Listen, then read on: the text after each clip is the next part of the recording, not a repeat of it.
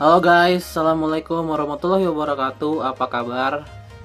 Semoga teman-teman dalam keadaan sehat walafiat ya. Salam buat keluarga teman-teman di rumah. Perkenalkan gue Ajay, gue si netizen yang suka ngebahas bola. Jadi di video kali ini gue ingin membahas tentang pertandingan ketiga yang akan dilakoni oleh timnas Indonesia menghadapi Afghanistan nanti malam ya, nanti malam. Jadi pertandingan ini berbeda, jadwalnya berbeda dengan sebelumnya, dimana biasanya start jam 10 waktu Indonesia Barat. Nah sekarang startnya tuh jam setengah 1 malam. Jadi ya kalau kalian yang mau begadang silakan, kalau enggak ya nggak apa-apa, karena Indonesia sudah dipastikan lolos sebagai juara grup ya.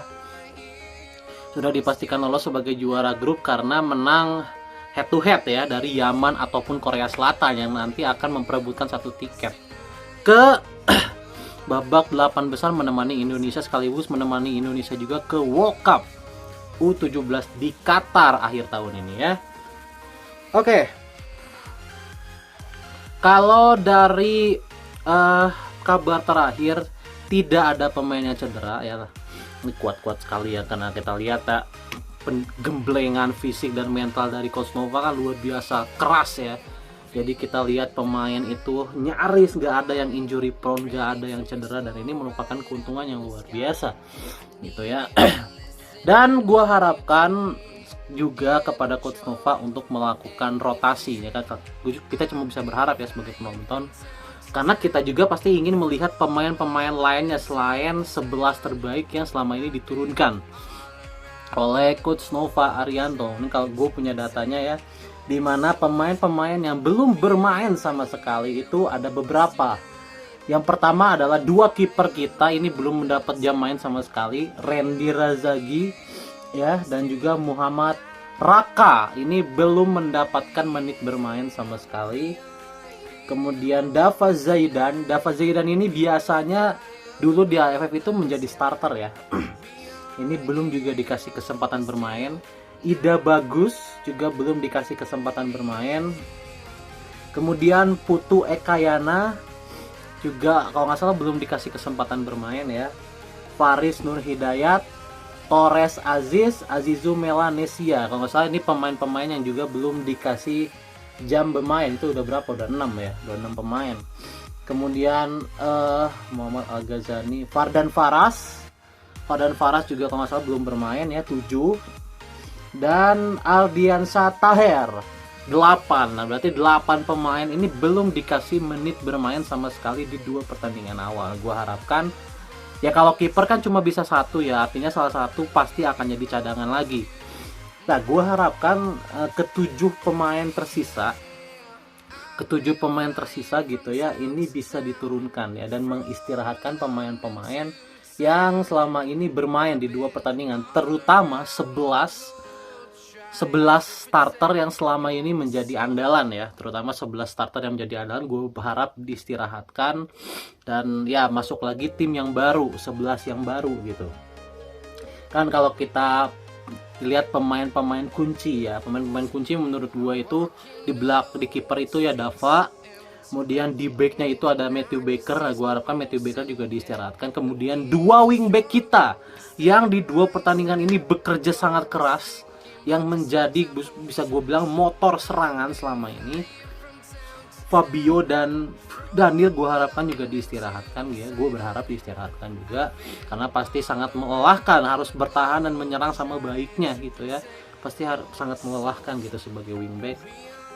Kemudiannya di tengah gue harapkan Evandra juga diistirahatkan ya. Evandra adalah salah satu pemain penting di tengah. Kemudian di depan gue harapkan 2 sayap kita juga diistirahatkan ya, Alberto dan juga Goli ya.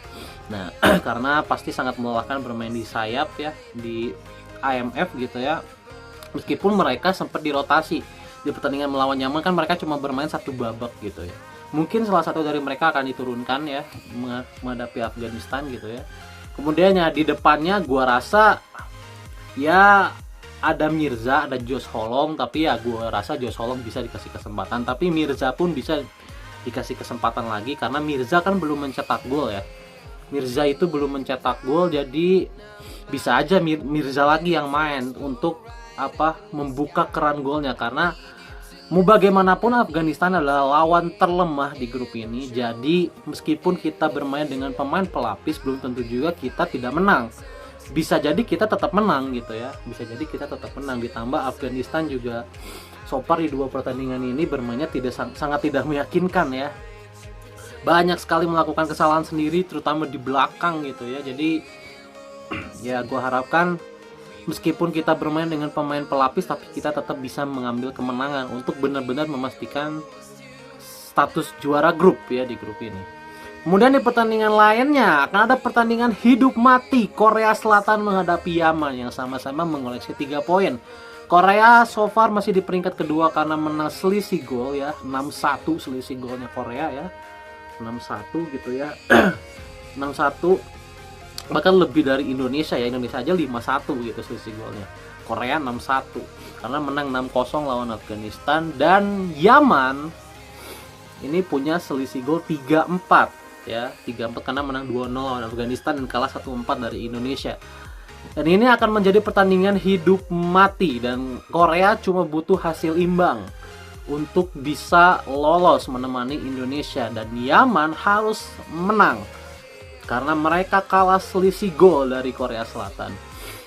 Kalau bicara harapan, gua tentu saja sangat berharap Yaman yang menang ya, karena potensi kita nanti nextnya kalau kita lancar ya 8 besar terlalu kita menang, kalau nanti harus berhadapan dengan salah satu dari Korea atau Yaman ya gue pilih menghadapi Yaman gitu ya, karena potensi menangnya akan jauh lebih besar dibanding kita menghadapi Korea. Meskipun kita kemarin menang lawan Korea, tapi ya kalau bicara objektif ya Korea masih di atas Yaman gitu ya. Jadi possibility untuk mengalahkan Yaman jauh lebih besar dibanding Korea. Jadi gua harap ada kejutan dari Yaman bisa mengalahkan Korea dan menggugurkan Korea dari Piala Dunia U17 gitu ya. kayak gitu. Dan kalau bicara potensi lawan ya, katanya kita akan berhadapan dengan runner up grup B ya.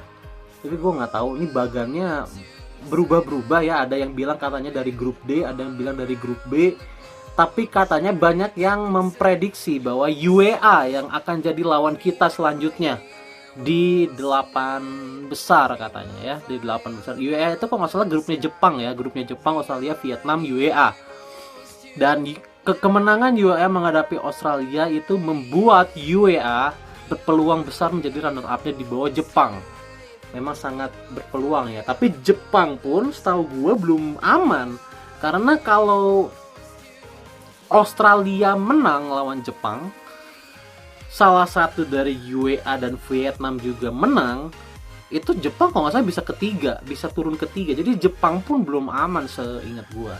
Dan akan ada pertandingan hidup mati di grup itu ya, UEA lawan Vietnam. Salah satu dari mereka udah pasti, nggak pasti juga sih, belum tentu juga akan lolos. Jadi di grup sebelah itu masih terbuka, Jepang, Australia, UEA, Vietnam. Kalau Australia menang lawan Jepang, situasi menjadi sangat terbuka. Jadi ya kita tunggu nanti hasil dari grupnya Jepang ya. Mudah-mudahan kita nggak ketemu Jepang ya. Mudah-mudahan Jepang nggak jadi runner up. Mudah-mudahan kita ketemunya UEA atau Vietnam. Itu akan jauh lebih realistis kita untuk menang. Karena di pertandingan uji coba juga kita udah menghadapi UEA di kandangnya UEA dan imbang 2-2, tapi mainnya Indonesia jauh lebih bagus dibanding UEA. Jadi kita punya possibility menang yang jauh lebih besar menghadapi UEA ataupun Vietnam. Kita juga kan punya sejarah kita menang 5-0 lawan Vietnam. Jadi UEA atau Vietnam ini sama-sama baik, asalkan jangan Jepang dan Australia. Karena ya secara objektif UEA atau Vietnam lawan yang lebih possible untuk bisa dikalahkan, sehingga kita nanti bisa melangkah ke semifinal, final, kalau bisa juara gitu ya. Oke, itu aja guys tentang pertandingan nanti menghadapi Afghanistan dan nanti ke depannya gitu ya. See you.